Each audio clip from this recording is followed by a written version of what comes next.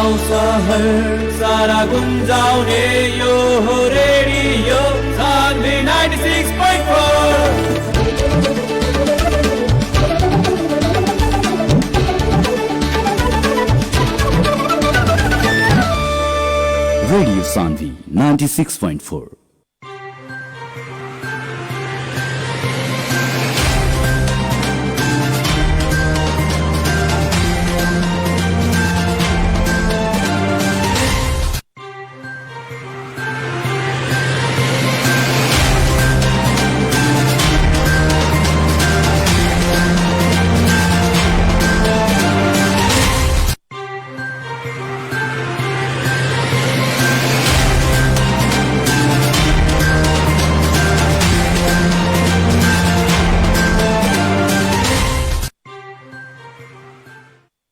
नमस्कार प्रणाम आदरणीय श्रोता बिरुवा सुनत बानी रेडियो सान्वी 96.4 मेगाहर्ट्ज कार्यक्रम आमने सामने के साथ हम कार्यक्रम प्रस्तुता विशाल यादव रौरा लोगन के साथ उपस्थित हो चुकल बानी। समसामयिक विषय पे निरंतर चर्चा रेडियो सान्वी के साथ सुन रहल बानी। कार्यक्रम स्थानीय जन प्रतिनिधि जी लोग के साथ कार्यक्रम आमने सामने के साथ जनता के खातिर का एजेंडा रखले बानी लगन, जनता के बीतल समय में जवन लालच देखनी लगन जे हम चुनाव जीतला के बाद में शिक्षा स्वास्थ्य या अनेकन सेवा सुविधा रौरा लोगिन के देहम सन कह के वो एजेंडा याद रखले बानी लगन आकि जवन विश्वास दिला के जनता से रौरा लोगन चुनाव जीतल बानी वो बात रौरा लोगिन के भोर त नहीं खेफराई।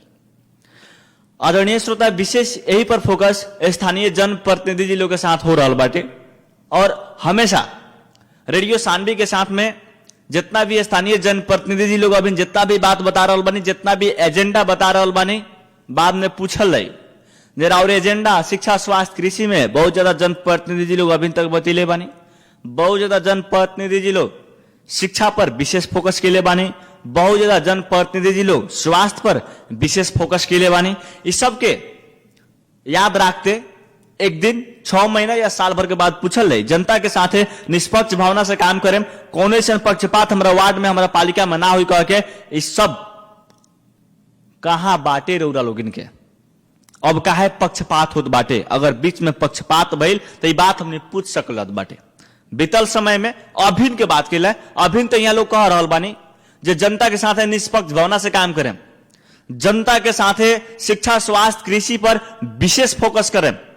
अगर 6 महीना साल भर के बाद अगर ये टारगेट यहाँ लोग पूरा नहीं करत तो यहाँ लोग से पूछे के तो फर्ज बनत बाटे। आम जनता के भी साथे साथे हमरा लगे भी रिकॉर्ड रहल बाटे, हम भी पूछ सकत बानी जे रौरा लोगिन तो जनता के साथ निष्पक्ष भावना से काम करें। अगर कहीं पक्षपात भावना से काम कर रहा बानी लोग तो रौरा लोगिन कंप्लेन जरूर कर सकत बानी और वो कंप्लेन का हमने जरूर और बात के सुन के यहाँ लोग से सीधा सवाल करबे करम से आमने सामने के साथ यहाँ लोग से रेगुलर हमने के निरंतर प्रयास रहे जे विभिन्न जितना भी जनप्रतिनिधि लोग बानी जनता के साथ विभिन्न वादा कैल, वास्तव में वादा का हो गए।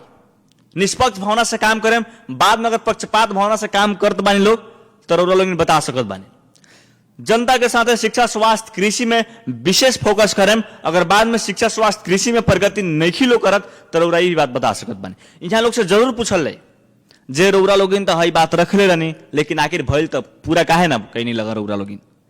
आदरणीय श्रोता आज हमने के सामने बनी छिपौर माई गांव पालिका वार्डा नंबर 2 के वार्डा अध्यक्ष महेंद्र शाह कलवार जी बानी। सबसे पहले वहां कार्यक्रम आमने सामने में स्वागत करे चाहे स्वागत बड़े सर कार्यक्रम आमने सामने में अपने के धन्यवाद। का हो रहा बाटे अभी तो वार्डा का जी जनता के खातिर कितना घंटा ड्यूटी कर रहा बानी लगन खातिर तो हमने मानी कि 24 घंटा उपलब्ध बात बस सवेरे से लगे हमने कौन टाइम थोड़ा बस सवेरे से लगे शाम चले रात चले तो सेवा में बात नहीं। कब तक की सेवा करें रौरा तो दूसर का बाद चुनाव जीतल बानी, जनता दोबारा रुपए का मौका दिले बानी, पुराने काम बीतल समय में कैले हो के हम वो के लेकर के दोबारा रुपए के जनता मौका दिले बानी। देखिए अब की बार दोबारा जब जनता मौका दिले बानी तो जनता के साथ के मिल के रहते बाटे, जनता के साथ हम मिलजुल के रहनी सन विकास कोई सन तब तो फिर भी जनता हमके दोबारा मौका दिले बा। काफी बाकी रह गई रहे अपने के काम कथी छूट रहे जो दोबारा रउरा उम्मीदवारी घोषणा करनी और दोबारा चुनाव जीतनी? काम काज हमनी के जौन बजट मिलल बढ़िया से हमनी के विकास करनी सन, हिना मिना ना भइल। जी। सिपर माई गांव पालिका के एगो रिकॉर्ड भी बा। जी यही से हमनी के जनता फिर से भी मौका दिला जो और बहुत बाकी काम होगा सब सफल हो जाओ। जी बाकी काम काथी काथी रउरा नजर में रउरा वार्ड में छूट रहे? बाकी काम तो लगभग कुछ बड़का हमारे वार्ड भैला से कुछ रोड ढलान मेन तो भइल, कुछ मेन में कुछ दोगनदारी में बाकी रह गए बड़ा सन। चलो अब की कार्यकाल में सब सक जाई, सब काम हो जाई। जी जनता के खातिर अब की बार का विशेष एजेंडा रखले बानी रउरा? जनता खातिर अब की विशेष एजेंडा ये बा जे हमनी के गांव घर में तो पुल उल बढ़ले बा, सब पुल उल सरे में भी हलवा के सब किनारे में हमनी के किसान खातिर पुल उल हलवा के सब बोडी रोड के सब व्यवस्था भइल बा और बहुत बाकी हो तो सब सपोर्ट जाओ कह के ये सब एजेंडा बा सन। रोड बाकी बा, नाला कुछ बाकी बा सन, ये सब सपोर्ट ये एजेंडा बा सन, पूरी विकास से प्रति एजेंडा बा। जी रोड नाला और पुल सबसे बड़का विकास ये बाटे ना। अभी किसान के सब बोडी रोड बा, ये सब स्कूल बा, स्वास्थ्य बा, ये सब प्रति हमनी के ध्यान बा। जी स्कूल शिक्षा के बात करनी है जे स्कूल के प्रति हमनी के ध्यान रखले बानी सन। शिक्षा में कौना तरीका से परिवर्तन करम अब की बार? शिक्षा में कौना तरीका से ध्यान देम अब की बार? जो वहां के विद्यालय बढ़िया बहुत जगह देखल है तो कोनो स्कूल में टीना बा तो कोनो स्कूल में देवाल नहीं खे, कोनो स्कूल में देवाल बा तो टीना नहीं खे। लेकिन रउरा वार्ड के अवस्था कैसे रहल बा स्कूल के? हमारा वार्ड के अवस्था स्कूल के जौन टीना पहले से बढ़ गई बा टीना बा। एबर अभी जौन भी बिल्डिंग बनता एकदम छत ढलान होता, 10+2 शुरू हो गई बा। ये सब व्यवस्था एकदम बढ़िया बा। सब जौन भी ढलान होता तो एकदम छत ढलान होता, टीना वाला व्यवस्था नहीं है। वहाँ के जौन पठन पाठन बाटे विद्यार्थी लोग के पढ़ावे वाला शिक्षक लोग बानी वहाँ लोग के प्रति और ध्यान कैसा रहल बाटे? कौना तरीका से रउरा अपना मन से बताई जे कौना तरीका से शिक्षा में रउरा परिवर्तन करे में लागल बानी? बीतल समय में 5 साल राउर कार्यकाल रहे, अब की बार भी राउरे कार्यकाल बाटे तो कौना ढंग से अब की बार परिवर्तन करें? अब की तो सर लोग के कुछ सर लोग एकदम वहीं से पढ़ाई होते बाटे।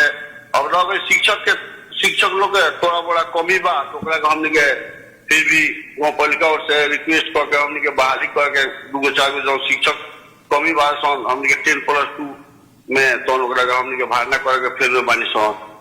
स्कूल सब बनिए गई बटे बनते बा, इनमें कोनो दिक्कत नहीं है। जौन भी जितना सुधार होगा उतना सुधार हमने करेगा, जितना बढ़िया लोग भी बढ़िया कहे अच्छा भी हमने के हर एक वार्ड में हमने के वार्ड में तो एकदम स्कूल के कोनो कमी नहीं के। पहले कोठा के कमी अब एकदम बढ़िया से एकदम फुल हो गई बा कोठा। जी शिक्षक लोग के बारुआ कहनी है जे शिक्षक लोग हमने दोसर लाके में राखे में के शिक्षक लोग के कमी कमजोरी कुछ रहल बाटे? कमी कमजोरी नहीं के, जितना भी बा लोग उतना बढ़िया से पढ़ाई हो रहल बाटे।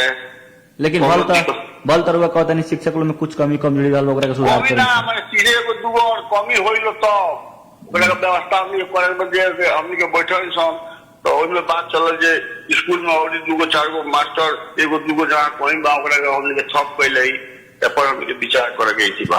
वार्ड अध्यक्ष जी एगो बात रउरा गांव घर के बानी, रउरा अपना वार्ड के बानी, वार्ड नंबर 2 के जनता और आवाज भी सुन रहल बानी।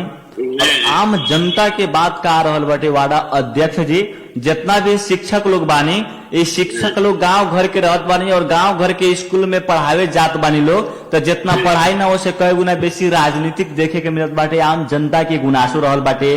तो वास्तव में रउरा वार्ड में कितना राजनीतिक देखे के मिल रहा शिक्षक लोग के माध्यम से? हमी के देखा शिक्षक लोग राजनीतिक ना करेला, वही में केहू विपक्षी हो तो शिक्षक लोग राजनीतिक करे के तो लोग नाम मिली ना करेला लोग। हमने के देखाई बुझाई अनुसार ही बा। रूरल वार्ड में जहां तक देखल है गांव घर के स्कूल में गांव घर के टीचर लोग शिक्षक लोग पढ़ावत बनी तो अपना गांव घर के स्कूल में पढ़ावत नहीं तो कौन से राजनीतिक नहीं है? जी नहीं है जी। बहुत जगह ये भी सुने की मिल जो गांव घर के शिक्षक लोग गांव घर में पढ़ावत बानी तो वहाँ राजनीतिक हो जाता थे तो यहाँ के शिक्षक लोग के दोसर गांव में बैठा के दोसर गांव के शिक्षक लोग के गांव में बुला के तो पढ़ाई चालू करेंगे। हमनी के वार्ड में ऐसा बात नहीं है जी। शिक्षा में एकदम सुधार रहल बाटे। हाँ, सुधार बा एकदम। बीतल समय से लेकर अभी तक देखल है तो शिक्षा में सुधार ही सुधार बा, बहुत सुधार बा। हाँ जी। साथे साथे स्वास्थ्य के बात की है, स्वास्थ्य में कैसन प्रगति रुआ जहाँ तक बता रहा बनी, स्वास्थ्य में भी फोकस बा हमनी के, स्वास्थ्य में कौन ढंग से फोकस रखले बनी रउरा? स्वास्थ्य में देखिए हमनी के शुरू में जितने समय एको को भर्ती सेंटर ना रहे जी। हमनी के सिपर माइको पालिका में हर एक वार्ड में भर्ती सेंटर हो गई बा जी। और 2 एम्बुलेंस भी हो गई बाटे, डॉक्टर लोग भी रहते। स्वास्थ्य में तो ये सब सुधारे बाटे, कोनो दिक्कत नहीं है जी। डॉक्टर लोग भी रहत बानी, 2 एम्बुलेंस भी व्यवस्था कर चुकल बानी लगन। छिपहर माई गांव पालिका में हर वार्ड में बर्चिंग सेंटर की भी व्यवस्था हो गई बाटे। जी जी। वो बर्चिंग सेंटर जनता के काम में लागेला कि ना लागेला? जनता के तो काम में लागेला। समय पर डॉक्टर लोग वहां रहे नहीं की? समय से रहेला लोग, रातों दिन रहे डिप्टी बाई डिप्टी। एम्बुलेंस के जहां तक बात के लिए वार्ड अध्यक्ष जी, एम्बुलेंस के बीरगंज आवे के खातिर कितना शुल्क कि बहुत जगह देखल तो निःशुल्क राखल गई बाटे, बहुत जगह देखल गई तो पेट्रोल दे के जाए के बाटे कह के, माने जौन डीजल या पेट्रोल दे के जाए के बाटे कह के, लेकिन रौरा के रखले बानी एम्बुलेंस में? हमनी के एम्बुलेंस में जैसे बीरगंज जाए तो डीजल से नहीं के कम मूल्य रख के जी, ओकरा को क्यों भी आओ कम मूल्य रख के ओकरा को एक हिसाब से ही जाए डीजल डाल के ना जी। माने 50% वालों में छूट रख ले बानी की? हाँ, 50% छूट महीना। स्वास्थ्य में बढ़िया तरीका से बीतल समय में रौरा भी वार्ड अध्यक्ष में रहनी, अभी भी वार्ड अध्यक्ष रौरे बैल बानी, तो स्वास्थ्य में देखल तो सुधार रहल बाटे? सुधार स्वास्थ्य में तो बहुत सुधार हो गई, बहुत होते जाता हो रही। साथे साथे दलित समुदाय लोग के बात की है, दलित समुदाय लोग के खातिर कैसन कैसन एजेंडा रखले बानी लगन? बहुत जगह देखल दलित समुदाय लोग बहुत बिछड़ल वर्ग से रहे नहीं, वहाँ लोग अपन बाल बच्चा के बढ़िया तरीका से पढ़ावे ना सके, उन लोग के खातिर वो तो दोबारा चुनाव जीतल बानी मुखिया जी, का अपने की बार एजेंडा रखले बानी दलित समुदाय लोग के खातिर? वो लोग खातिर हमनी के रखले बानी सन जे पढ़ाई उड़ाई तो वो लोग सीखे बा, सब छूट बढ़े बा रह की हमनी के वो लोग अब की एजेंडा में रखले बानी से अगर कहीं हमनी के फंड काट के वो लोग के घर भी बनवा के व्यवस्था रखले बानी, दलित लोग जो गरीब बा सहाय बा इस सोच हमनी के रखले बानी, जरा घर नहीं के घर दिया, जरा घर नहीं के घर दिया।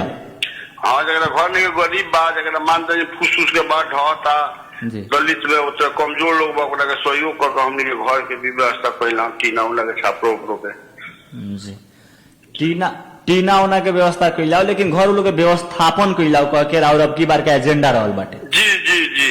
तो ए में बहुत देखल है तो बहुत दलित लोग रौरा के वोट दिले हो, हमारा बहुत दलित लोग रौरा के वोट ना दिले हो। जी जी।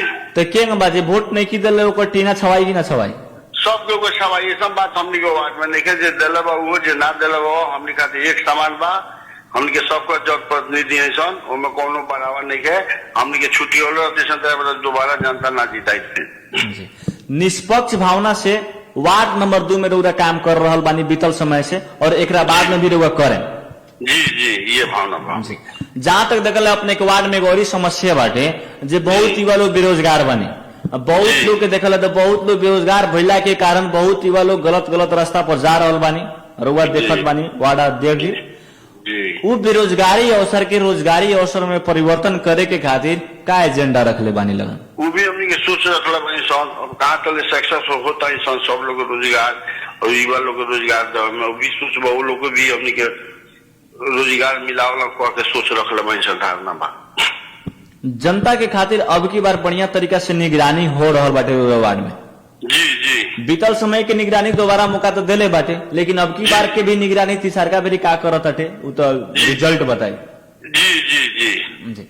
अब एगो और समस्या जहाँ तक कृषक के बात की, कृषक के भी बात कहनी है, युवा लोग के तो रोजगार दिलवाएम सन कह के प्रयास में बानी सन कह के वही बता रहल बानी, कहाँ तक रहा प्रयास सफल हुई युवा लोग के रोजगारी बेरोजगारी अवसर के रोजगारी अवसर में परिवर्तन करे के खातिर कहाँ तक सफल हो सकत बाटे? रउरा पार्टी के मेयर साहब रउरा पालिका में बानी जी, हमनी के मेयर साहब से गपशप होगा, हमनी के फोकस होला युवा लोग भी रोजगार दिया, अब मेयर साहब से कहाँ तक वहाँ का इति करम, अब सब हमनी के राय सलाह से कोनो बात होला, हमनी के पूरा प्रयास बा हमनी के युवा लोग के भी हमनी के रोजगार दिया, हमने के मेरा सा के भी चैनल है जैसन जे घर घर में हमने के 10,000 5,000 के कोनो रोजी रोजगार दिया कह के ऐसा हमने के एजेंडा रखले माने महीना के जी महीना के 5,000 10,000 दिया कह के कोनो ऐसा एजेंडा रौरा लोग रखले बानी कोनो ऐसा रोजी रोजगार ये सब हमने के माने सोच में बा जी। लेकिन कब लगभग कितना लेट फेट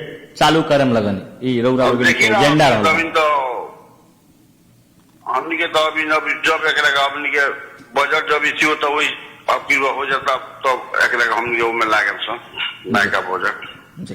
कृषक लोग के बात की ले वार्ड अध्यक्ष जी अपने के वार्ड में देखल है तो सबसे बेसी कृषक लोग बाटे वहां जी कृषि से खेती बाड़ी से अपन बाल बच्चा के पढ़ा रहा बन लो खेती बाड़ी से अपन खाना पीना अनेकन रोजी रोटी कर रहा बन लो जी। कृषि जहां तक देखल है अपने के वार्ड में कृषक लोग के संख्या भइला से वहां के अथाह जनता बहुत ज्यादा अभी खाद के देखल है तो अपने के लगन के पालिका में अपने लगन के वार्ड के बगल में बॉर्डर भी पड़ेला जी। तो ये खाद के लेके जो हाहाकार रहल बाटे का बाटे लोग बॉर्डर के पास बानी फिर भी का रहल बानी खाद तो हमने के ऊपरे से बहुत कम आवता जी बहुत कम आवता खाद के तो थोड़ा दिक्कत बढ़े बटे खाद के दिक्कत बा ऊपरे से बिल भर जैसे खाद नहीं किया आवता आवता तो थोड़ा मोड़ा ये बटाते बटे पूरा खादे नहीं किया आवता किशोर लोग का काम चलो जी।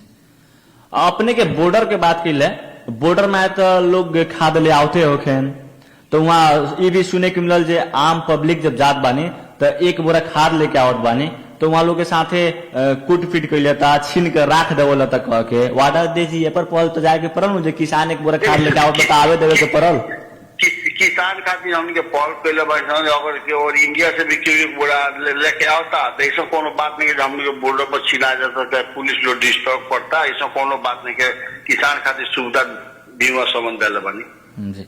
रौरा लोगन की निगरानी में वहाँ एक बोरा खाद आवत बटे किसान लोग के खातिर हाँ आवता आवता एक बोरा चावल भी आवता आलू दाल जौन भी जो बाजार इंडिया से लोग सस्ता पड़ता तो लिया होता ओकरा खातिर कोनो दिक्कत नहीं है खाए खातिर अपना यूज कर जौन भी काम बटे अपन यूज करे खातिर अगर एक बोरा जथी ले आवे के पड़ता चाउर या खाद या जो भी थोड़ा थोड़ा अपन पर्सनल यूज करे के खातिर तो वहाँ कोनो रोक टोक नहीं है ना नहीं है ये भी सुने के मिलल बहुत जगह रोक टोक करत बानी लोग इंडियन एसएसबी लोग या नेपाली प्रहरी लोग बानी नेपाल के प्रहरी लोग लोग रोकत बानी लोग तो वहाँ रौरा लोग में बॉर्डर प्रोटेक्शन बात नहीं हमरा वार्ड पे सब बात नहीं है इंडिया के भी सशस्त्र प्रहरी लोग वालों वो भी छूट कर दिल वालों एक बोरा खाए खातिर जे किसान बा गरीब बौली होता ऊपर से भी आवेदन लोग कोनो दिक्कत नहीं है जनता के खातिर अब की बार भी जम के काम करे के बा मुखिया जी जी ये धारणा तो बढ़ले बा हमनी के ये सोच के जनता फिर से भी जीत करौले बा जी। रोड नाला के बात रुआ कहानी है जे रोड नाला में विशेष हमने फोकस रखले बानी सन रोड नाला भी जौन बाकी बा पोल जौन बाकी बा तौना के भी पूरा करम सन केंग अवस्था रहल बा अपने गांव में रोड नाला के अवस्था कैसे रहल बाटे ना बढ़िया बा जितना बजट डाटल बा उतना तो पूरा बढ़िया हो गइल बा कुछ कहीं बाकी रह गइल बा ओकरा का फिर बा इस साल में हमने के ओरवा दम से एक साल दूसरा समाप्त बहुत जगह देखल तो रोड नीचा रहल बा नाला ऊपर रहल बा केंग बा अपने के वार्ड में ठीक बात है अपने के वार्ड में नाला नीचा बा की रोड नीचा बा नाला नीचा बा रोड ऊपर बा जी तब जाके पानी भाई लेकिन बहुत जगह देखे मिला नले ऊपर बा रोडे नीचा बा तब तो हमने नाला नीचा बा जी।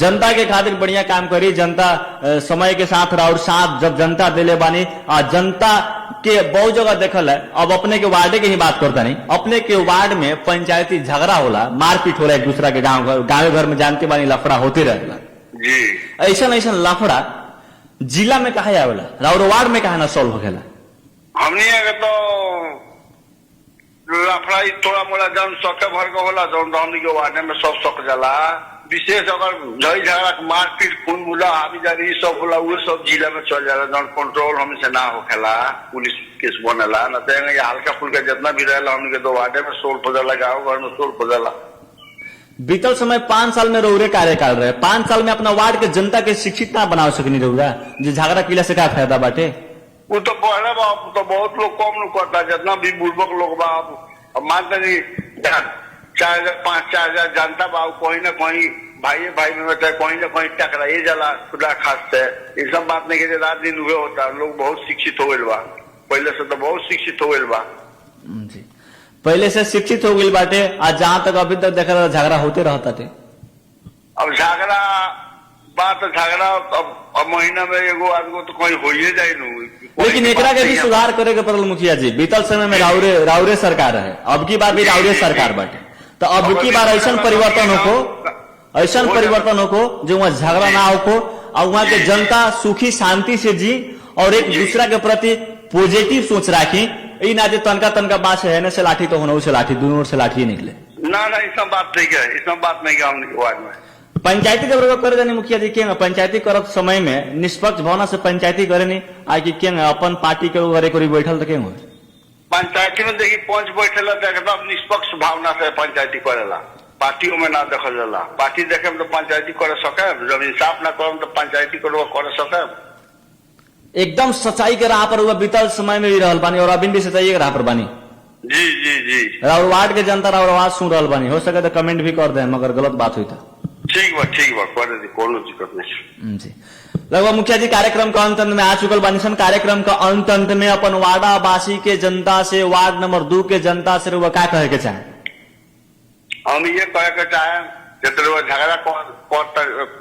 झगड़ा लोग करता, अगर ये बात सब हमारा जनता सुनता तो एक भी अपन सावधान हो, जो भी टूट झगड़ा झूठी मत करो।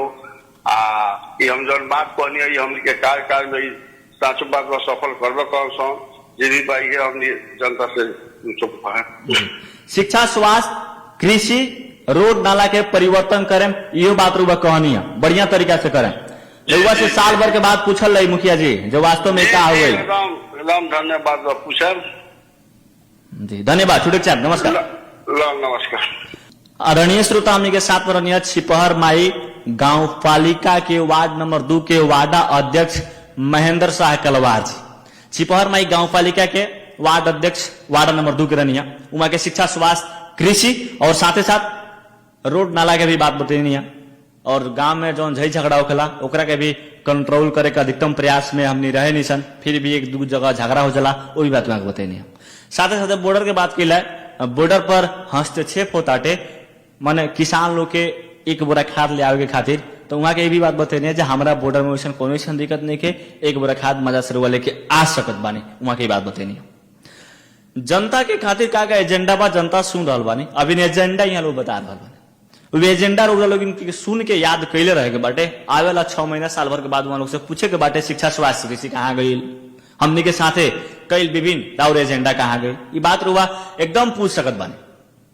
चाहे बीतल समय के देखल है, बीतल समय के दौरान के पब्लिक के और अभी के दौरान में देखल है तो बहुत ज्यादा शिक्षित आम पब्लिक हो चुकल बा। परसा जिला के फाइले चेंज कर देनी लोग आम पब्लिक, एगो छिपहर माई गांव पालिका के छोड़ ले परसा जिला का सारा फाइल चेंज बाटे। मेयर के देखल है तो जनता परिवर्तन तक कैले बानी, बढ़िया तरीका से कदम भी उठेले बानी। बीतल समय के जन प्रतिनिधि जी लोग, मेयर, उप मेयर, वार्डा अध्यक्ष जी कहा है लोग कह के आम जनता के मालूम ना रहे, बस इतना पता रहे नागरिकता पर साइन कर सकत बानी लोग, जन्मदाता पर साइन कर सकत बानी लोग, उहे बतैला पर मालूम होते रहे वहां लोग। लेकिन अब की बात तो सबका मालूम बाटे, मेयर साहब क्या करें, वार्डा अध्यक्ष जी क्या करें, उप मेयर जी क्या करें। अब की बार तो आम जनता के पता रहल बाटे। अब की बार कहीं मिस्टेक हुई केहू से तो अब की बार जनता डायरेक्ट पूछ दे जरूर है जगह गलत काम के लिए भाई, यहाँ निष्पक्ष भावना से रुआ नहीं बोला, जनता वहां विरोध करें और जनता रौरा डराइम का है, सही के सही और गलत के गलत कहे में रौरा लोग दिक्कत का थी के बाटे।